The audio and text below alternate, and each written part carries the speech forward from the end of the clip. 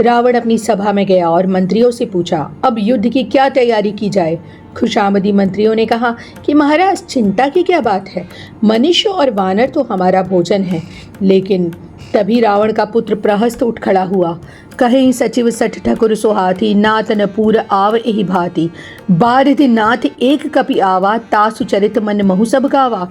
प्रहस्त ने निडर होकर कहा, हे पिताजी, ये मंत्री आपको केवल वही सुना रहे हैं जो आपको अच्छा लगे, लेकिन ये सत्य नहीं है।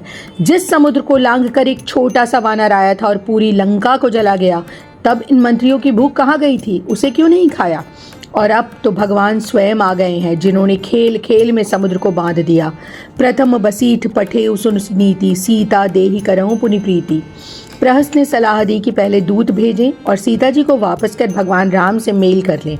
यदि वो मान जाएं तो उत्तम है, अन्यथा युद्ध तो होगा ही। लेकिन रावण अपने ही पुत्र पर क्रोधित हो उठा और उसे कायर कह दिया। प्रहस्त दुखी होकर वहां से चला गया। वो समझ गया, काल के वश में व्यक्ति को दवा भी जहर जैसी ही लगती है। संध्या समय जानी 10 सीसा, भवन चले निरखत भुज बीसा। लंका शिखर ऊपर अगारा, अति विचित्र तह होई अखारा।